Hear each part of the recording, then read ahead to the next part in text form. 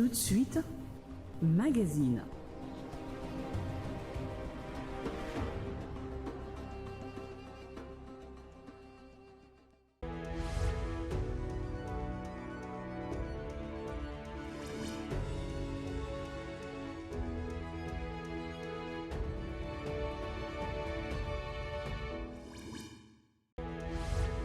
À seulement une semaine de la rentrée scolaire 2020-2021, des mouvements de grève sont annoncés ci et là. Oui, des mouvements de grève initiés par notamment les syndicats et les CIECO pour justement demander l'amélioration de leur salaire, pourquoi pas de leur train de vie.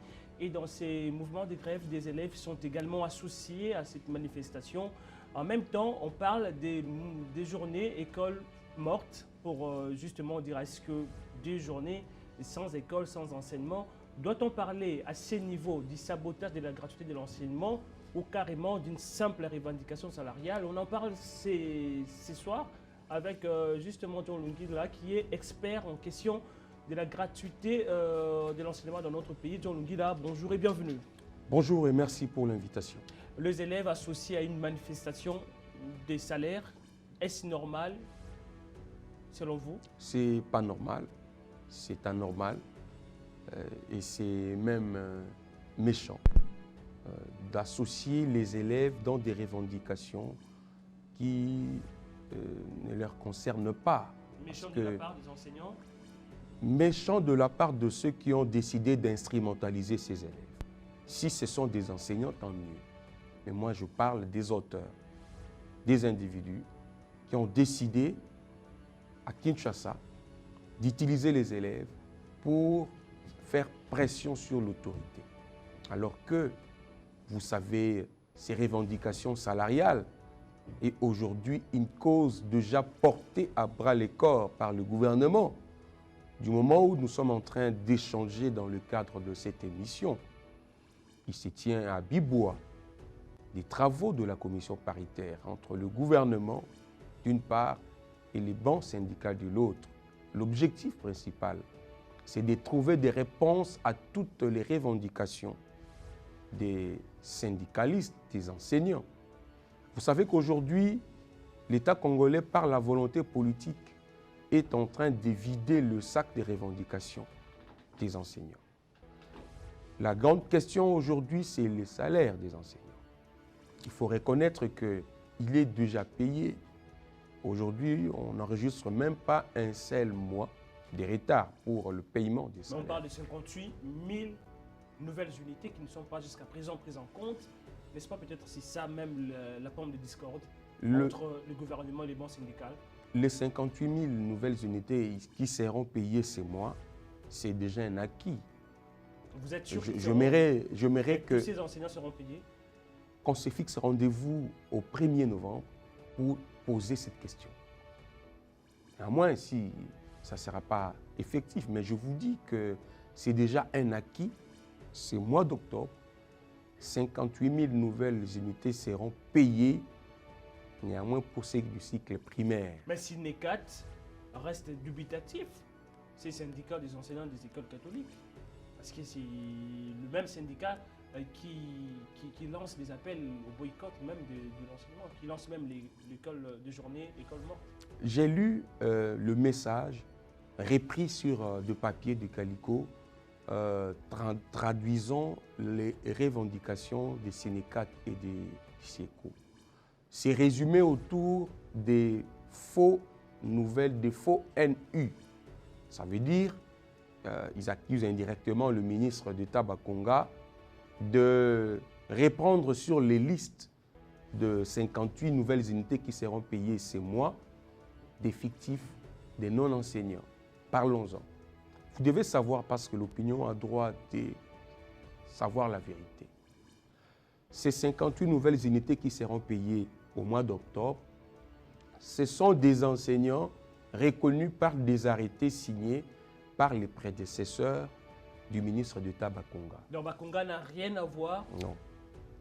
Le ministre d'État, c'est vrai, il y a des enseignants, nouvelles unités reconnues par les arrêtés signés par le ministre Bakonga, mais ceux-là ne sont pas repris, retenus, ils ne sont pas concernés par la paye du mois d'octobre. Alors, la question que je me pose, parce que je ne peux pas vous poser de question, comment expliquer la présence d'effectifs que le ministre Bakonga, semble-t-il, aurait inséré sur la liste de paye? Quand on sait que ceux qui seront payés sont ceux dont les arrêtés ont été signés par le prédécesseur. Okay. Donc là, c'est déjà un faux débat. Mais il y a encore une autre chose. Les revendications pour le syndicaliste est normal. Parce que si on n'est pas d'accord sur un fait ou si on veut exiger quelque chose, on doit passer par, voilà, des sit-ins, des revendications, c'est prévu. Mais il ne faudrait pas que ça soit nostalgique pour les syndicalistes. Il ne faudrait pas revendiquer par plaisir de revendiquer. Donc pour le il faut voir... Les enseignants, les syndicalistes revendiquent par plaisir. Non, monsieur Stéphie, vous devez savoir qu'au moment où je vous parle, il y a les délégués de ces syndicalistes, les délégués des SIECO, les délégués des Sénécat, qui sont en pourparlers avec le gouvernement à Bibois. Les travaux ont été lancés depuis le samedi. Et ce sont les mêmes syndicalistes qui ont internés. Les lundis et mardi. Leurs délégués sont autour d'une même table avec les délégués du gouvernement pour trouver des réponses aux revendications. Et les revendications concernent beaucoup plus les aspects financiers. Vous savez que le ministre d'État, Bakonga, est en train de payer peut-être le prix innocemment parce que ce n'est pas lui qui paye les enseignants. La paye des enseignants est assurée par l'État congolais, le gouvernement congolais, à travers le ministère du Budget, Finances et Fonction publique. Merci au ministre Bakonga de dresser justement des listes des agents payés.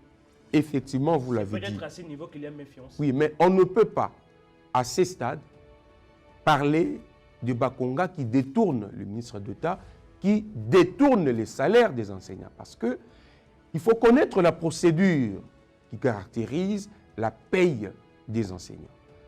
Ça passe par le ministère du Budget, qui, lui, doit être sûr, effectivement, que dans la caisse de l'État, l'enveloppe est disponible pour assurer la paye. Effectivement, avec le ministère des Finances, parce que, voilà, c'est l'argent du Trésor public. Ça passe par la fonction publique aussi parce que, comme son nom l'indique, c'est un ministère qui doit effectivement suivre tout ce qui concerne les agents, les fonctionnaires de l'État. Si Sénécat devrait manifester, et aussi, il devrait le faire. Je n'envoie pas les gens aller revendiquer même au cimetière. Je ne définis pas ici la porte à laquelle il faut que le SIECO et Sénécat frappent. Non. Mais je vous présente la procédure pour qui intervient dans la paye. Mais pensez-vous que et ça tombe. Les syndicalistes ignorent cette procédure? C'est important de l'achever dans ma réflexion. Et finalement, ça va chuter à la Banque centrale du Congo. Et à partir de la Banque centrale du Congo, voilà, on passe aux banques partenaires où chaque enseignant peut se présenter pour accéder à son salaire. Et donc, nulle part dans la procédure, vous pouvez constater quand il faut débourser, le ministre de l'EPST, je ne parle pas seulement du ministre Bakonga, il partira un jour, un autre viendra sûrement, mais il ne faudrait pas ici mettre la responsabilité du ministre de l'EPST quand il s'agit de payer les enseignants. Il est simplement diabolisé. Il est diabolisé, il n'est pas concerné. Oui, parce que... Oui, mais pour l'Église catholique, on va en parler parce qu'il faut parler du rôle que jouent les uns et les autres. Et il était question ici de comprendre cela, que nous devons prendre notre mal en patience jusqu'à ce que les assises de Bibois atterrissent, nous dévoilent effectivement ces revendications, les retombées des Bibois. C'est ce que nous attendons pour comprendre si effectivement il y a eu compromis ou pas. Parce que à ces assises, le ministre d'État Bakonga n'a aucune promesse à faire aux enseignants, n'a aucune promesse à faire aux syndicalistes. Parce que la question liée au paiement des salaires, il faut que le ministre du Budget donne des réponses, et des réponses exactes.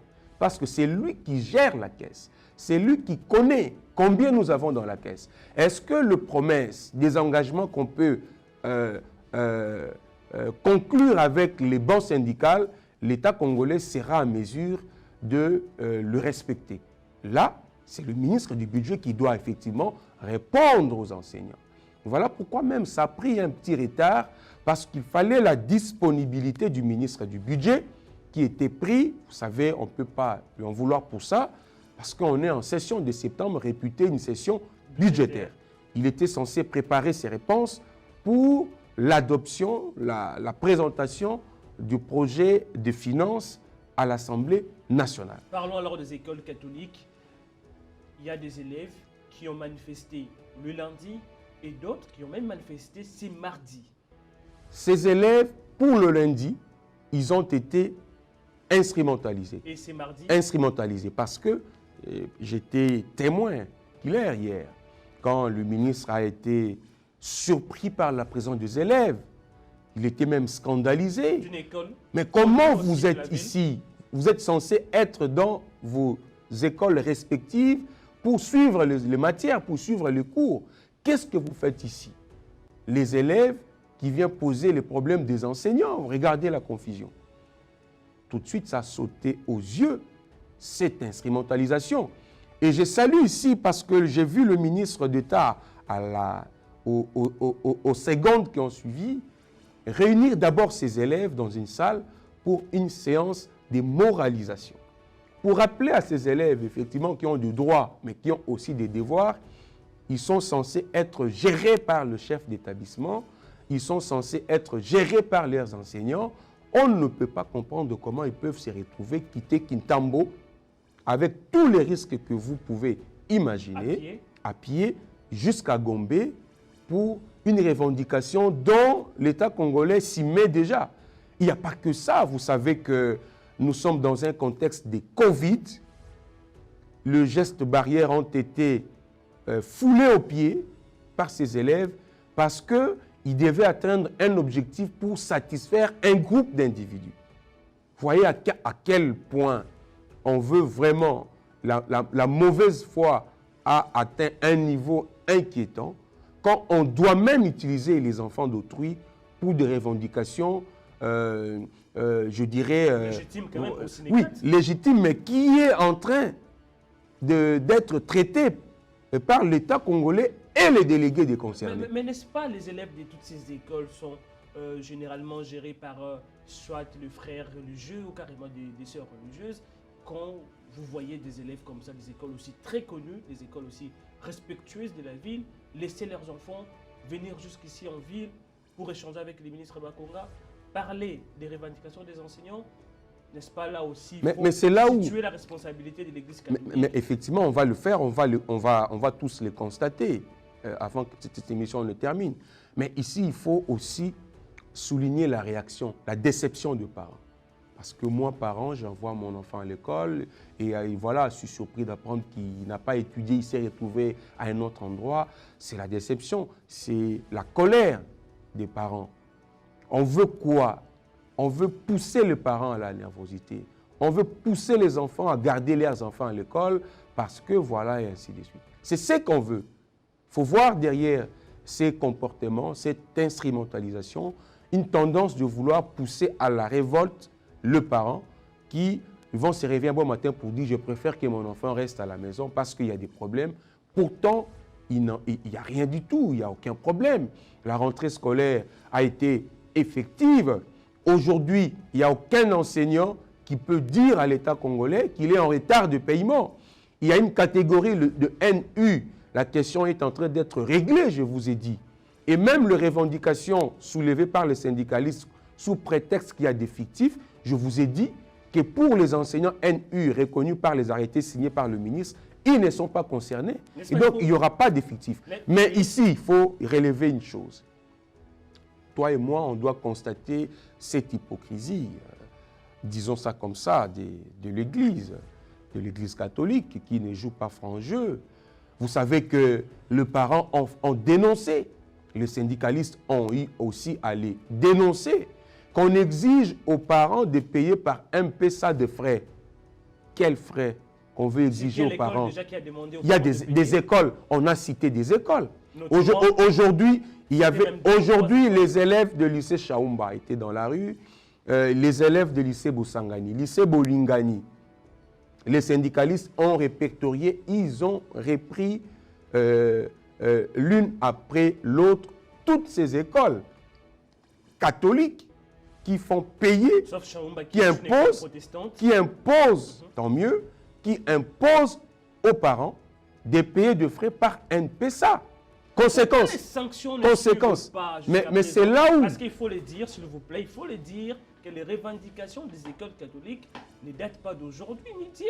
Mais c'est depuis le lancement même de la gratuité de l'école primaire. Il y a eu déjà des mouvements de grève. Et mais jusqu'à présent, n'est-ce pas, le gouvernement a du mal à trouver la bonne solution pour carrément tordre le cou de tous ces mouvements de grève. Le gouvernement a déjà apporté des solutions qui apaisent, qui rassurent. Mais jusque-là, il y a des temps... Contrairement aux grève. années précédentes, aujourd'hui, l'enseignant, petit à petit, voilà, il trouve sa dignité, sa place, des noblesses. Et je vous ai dit tout à l'heure que l'État assure l'enveloppe salariale chaque mois. Et ils sont régulièrement payés à temps. Mais où se situe alors le Mais non, problème? c'est ça la Si question. toutes ces conditions sont réunies, Mais je n'ai pas des réponses à vous donner parce que je ne vois pas où le problème se situe aujourd'hui. on peut donc Je dire ne que vois c'est- pas où le problème se situe. Pourquoi l'Église catholique s'oppose à la gratuité? C'est ça la grande question. Pourquoi? Qu'est-ce qui explique cette opposition dangereuse de l'Église catholique C'est que vous qualifiez vis-à-vis- aussi des sabotages de la gratuité. Mais c'est ça même le sabotage. Parce que quand on veut, là maintenant ce sont des élèves. D'abord c'était des enseignants qu'on a voulu torturer. Vous n'êtes pas catholique, vous n'allez pas enseigner chez nous. Et maintenant ce sont des élèves qu'on instrumentalise. Vous n'allez pas étudier, il faut aller chez le ministre faire du bruit, il faut insulter, il faut faire ceci. Mais demain ça sera quel tour de qui? De parents à qui on va dire « gardez vos enfants à la maison » parce qu'on doit se mettre d'accord avec l'État congolais. Conséquence, il n'y aura pas classe. Conséquence, il y aura des problèmes. Donc on veut porter un coup dur contre la gratuité, on veut saboter la gratuité de l'enseignement. Pourtant, monsieur Stéphie, ce n'est même pas la volonté du chef de l'État, ce n'est même pas la volonté du ministre d'État Bakonga, c'est la volonté de la Constitution, article 43. C'est par la volonté politique que cette volonté a pris corps aujourd'hui, a été matérialisée aujourd'hui. Et je pense que le gouvernement congolais, depuis l'année passée, fournit beaucoup d'efforts. Vous n'avez qu'à voir la sensibilisation de partenaires, et par le chef de l'État, et par les ministres Bakonga, pour trouver des solutions aux problèmes, à ce qu'on a autrefois qualifié des effets induits de la gratuité.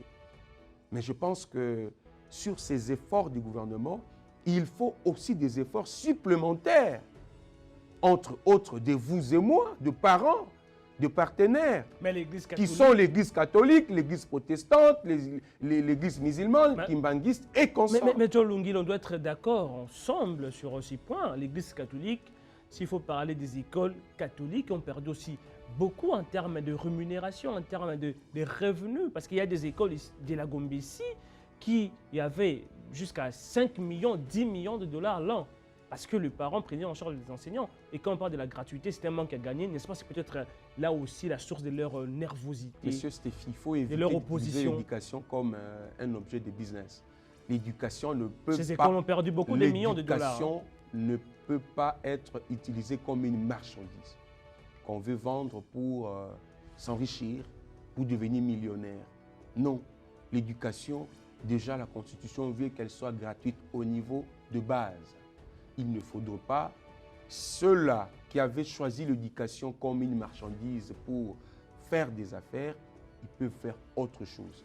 Ils peuvent aller, voilà, exploiter le minerai. Nous sommes un État riche avec un sous-sol riche. Ils peuvent aller. Mais ce le sont faire. des prélats. Ils peuvent ont- aller ont la vendre. Bible, Ils ils ont- peuvent aller vendre de braise. Il semble que ça produit aussi beaucoup d'argent. Ils peuvent faire autre chose. Ce sont des L'éducation prélats. n'est pas une marchandise pour s'enrichir. On ne peut pas passer par l'éducation pour voilà, s'enrichir derrière les dos des Congolais. La Constitution veut qu'elle soit gratuite au niveau de base. L'État congolais veut assumer ses responsabilités. Il n'appartient pas à quiconque, même à une église, de dire le contraire à l'État congolais. Nous sommes un État laïque. L'éducation, c'est un domaine exclusif de l'État congolais. C'est lui qui définit le calendrier, c'est lui qui définit le fonctionnement et son organisation. D'ailleurs, c'est lui qui paye même les enseignants, peu importe de l'école publique ou conventionnée, c'est l'État congolais qui paye. C'est l'État congolais qui finance les écoles pour le fonctionnement, ce qu'on appelle le frais de fonctionnement des écoles. C'est l'État congolais qui paye. Vous ne pouvez pas aujourd'hui placer de pots de banane sous les pieds de l'État pour qu'il tombe, pour que l'enfant congolais ne profite pas de cet avantage, pour que le parent continue à payer, à appauvrir le parent. Vous savez que la gratuité a résolu un problème au niveau du foyer. L'argent qui pouvait être utilisé pour faire des provisions, pour payer le Minerval aujourd'hui, est utilisé pour faire des provisions, est utilisé pour autre chose, est utilisé pour épargner, parce que la gratuité vient assurer et l'État congolais est prêt à ça. Moi, je pense qu'il faut beaucoup plus poser la problématique dans le sens de voir comment améliorer, marcher ensemble pour une éducation, oui, gratuite, mais de qualité. Mais ici, il ne faudrait pas venir chercher à rendre irresponsable l'État congolais et le poser contre les citoyens congolais alors que les choses se passent plutôt bien. 2 journées école morte, c'est explicable au moment où les négociations sont en cours. Je l'ai dit, ça s'explique C'est seulement dans les écoles catholiques. Ça ne s'explique pas. Du moment où nous avons décidé de cesser les feux pour que nous puissions entamer des négociations, voir comment trouver des réponses aux revendications des uns et des autres. Ça ne peut pas s'expliquer. Très bien. Qu'en même temps, on négocie et en même temps, voilà, on perturbe le fonctionnement. Ce n'est pas correct.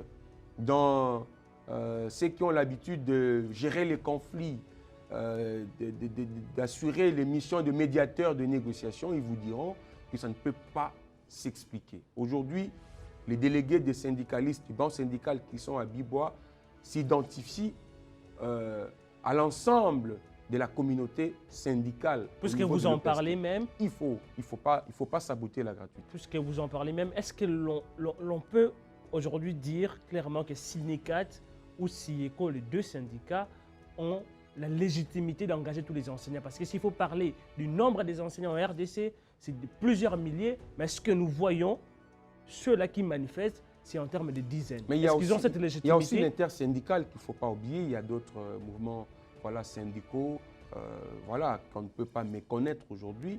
Mais je pense que c'est vrai, les 2 sont le plus connus par rapport à leur ancienneté. Mais d'autres aussi sont valables. Il y a l'intersyndical, et porté aussi par une personne crédible, acceptée aussi par les uns et les autres. Et je pense que là, le problème n'est pas en termes de la crédibilité qu'il faut donner à X ou à Y, mais ici, nous devons savoir ce que nous voulons. Nous devons définir les objectifs et voir dans quelle mesure nous pouvons atteindre ces objectifs. Si nous voulons une année scolaire réussie, nous devons travailler pour ça. Si nous voulons aussi une année scolaire qui va échouer, laissons au diable de travailler pour ça. Mais moi, je sais que l'État congolais, le ministre d'État Bakonga et le vice-ministre, le secrétaire général, l'inspecteur général et tout l'ensemble de la communauté éducative congolaise souhaitent que cette année se déroule très bien et que les choses qu'on a commencées le 12 octobre puissent arriver jusqu'à la fin et que ceux qui vont passer au niveau supérieur, le mérite, ceux qui vont reprendre, qu'ils le comprennent, et ceux qui vont aller au niveau des humanités ou au niveau des universités puissent le faire, mais évitons de perturber pour rien une année scolaire qui a bien commencé avec, dans une attente parfaite de tous. Et il y a des problèmes, l'État congolais n'a pas fermé ses portes, il garde ses portes toujours ouvertes. Le ministre Bakonga reçoit toujours les syndicalistes. Son oreille est restée attentive aux revendications des syndicalistes. D'ailleurs, à un moment donné, il se comporte même en porte-parole des syndicalistes. quand il s'agit de conduire leur délégation, que ce soit au chef de l'État, que ce soit auprès de ses collègues au niveau du gouvernement. Mais ce que nous pensons maintenant, je crois que le ministre d'État a pris le temps de sensibiliser toute la communauté scolaire autour de la gratuité de l'enseignement. C'est un travail que le ministre doit commencer, nous lui recommandons, parce qu'on se rend compte qu'il y en a encore parmi nous qui ne comprennent pas les avantages qu'offre la gratuité. Mais nous pensons également que pour ceux qui sont des récidivistes, je pense qu'il faut quand même des sanctions, surtout pour le cas des élèves qu'on a instrumentalisés, sanctionner les élèves ou des sanctionner écoles. Les instigateurs de cette instrumentalisation? Non, les élèves sont des innocents. Ce sont des enfants innocents qui sont instrumentalisés, qui sont voilà, même manipulés par certains enseignants, par certains chefs d'établissement. Pourquoi vous ne parlez pas directement des syndicats ou Alors, voilà pourquoi ici. Non, il faut établir les responsabilités. Quand on voit la présence des élèves au bureau du ministre en lieu et place d'être à l'école, on ne peut pas pointer du doigt directement les syndicalistes. Et pourquoi? Il faut voir les chefs d'établissement. Oui. Tout part de là. Vous êtes chef d'établissement. De religieux catholiques généralement. Vous êtes censé voilà, gérer, veiller sur les élèves que les parents vous ont confiés, que l'État congolais vous a confiés. Mais comment expliquer ces élèves échappent à votre autorité pour se retrouver dans la rue avec tous les risques possibles, sans oublier que Covid n'est pas encore éradiqué totalement, pour aller, voilà, pour faire des révolutions. Je pense qu'il y a des chefs d'établissement qui sont impliqués et nous pensons que le ministre d'État, nous lui prions d'avoir le courage de sanctionner tous ces chefs d'établissement qui ont failli à leur mission. Il faut qu'ils soient remplacés par ceux qui seront beaucoup plus responsables. Très bien, je m'en voudrais si je ne vous pose pas cette question. Je vois si ferme, vous utilisez un ton très ferme s'il faut parler des sanctions, mais qui doit sanctionner qui exactement? C'est les ministres à sanctionner le Sinécat, parce qu'il faut le dire, Sinécat et Sieko, les deux mouvements, les deux groupes ont assumé comme ça ces mouvements de grève. Est-ce que c'est au ministre de sanctionner ces syndicalistes ou bien carrément au préfet de sanctionner les enseignants qui ont utilisé les enfants? Moi, je pense, je venais de répondre même, mais je vais renchérir. Les syndicalistes, que ce soit Sinécat ou Sieko, ils sont dans leur droit, en tant que syndicalistes, de défendre les intérêts des enseignants. Maintenant, ils les font à n'importe quel prix, des fois même, ils vont au-delà. Ça peut s'expliquer. Mais pour les élèves qui sont instrumentalisés, moi, je pense qu'il faut commencer par interpeller les chefs d'établissement. Parce qu'on n'a pas vu les syndicalistes dans des écoles pour pousser les enfants à quitter les écoles pour venir vers... Vous n'étiez pas là aussi, ils sont allés. Moi, je rencontrais une centaine d'élèves aujourd'hui qui se réclament des écoles catholiques qui voudraient bien aller voir le ministre. Pourquoi? Comment expliquer ça? Et le ministre ne les a pas reçus. Mais comment le ministre pouvait le recevoir? Comment? Parce que, vous savez, même à la maison, les enfants ont des droits, mais ils ont aussi des devoirs. Mais un enfant qui revendique mal ses droits, il faut lui rappeler à l'ordre. Dernière question. Quand un enfant qui manque du respect à ses parents, un enfant qui manifeste d'une manière impolie, il faut taper, il faut rappeler. Et je salue cette attitude du ministre d'État parce qu'il ne faut pas favoriser ces comportements. Si le ministre le reçoit aujourd'hui, ça deviendra une habitude. Chaque jour, ils vont voilà, sécher l'école pour venir voir le ministre. Et ça, c'est un comportement qu'il faut bannir, qu'il faut combattre. Et je pense que ce que le ministre a fait interpelle ses élèves. Et là, je demande au ministre de ne pas se limiter là. Il faut aussi atteindre le chef d'établissement. Le préfet de ces écoles doivent être interpellés. Pourquoi pas sanctionner. Les Sieko, ils sont dans leur mission, voilà, de vouloir revendiquer, même si des fois ils débordent, comme c'est le cas maintenant. Oui. Comme c'est le cas maintenant. C'est un débordement. Mais nous les appelons, nous demandons au ministre qui le fait déjà, à engager toujours des discussions comme il en a l'habitude avec ces syndicalistes pour les aider à comprendre. J'ai parlé même ici de la sensibilisation. Le ministre continue avec la sensibilisation pour faire comprendre au Sinecat et à Sieko que même si on a des revendications à faire, mais il y a une procédure qu'il faut respecter. Nous sommes en pourparlers déjà avec vous. On ne peut pas comprendre qu'on vous retrouve encore dans la rue en train de perturber les bons fonctionnements voilà, de l'année des écoles. Merci. Et c'est très important. Je pense que nous avons tous la responsabilité d'accompagner l'État pour la gratuité de l'enseignement de base dans notre pays. La volonté politique qu'on a cherchée depuis des années, aujourd'hui, elle est au rendez-vous. Et je pense que l'Église catholique va jouer son rôle sincère pour éviter de se comporter comme une épine sous les pieds de l'État dans une matière censée nous mettre tous ensemble, loin de nos querelles et même de nos différends à tous les niveaux. Merci beaucoup John Lungela pour votre disponibilité, mais également un grand merci à vous toutes et à vous tous pour votre sympathique attention. C'est par ici que nous mettons un point final à l'édito de l'éducation de ces jours et nous vous disons au revoir.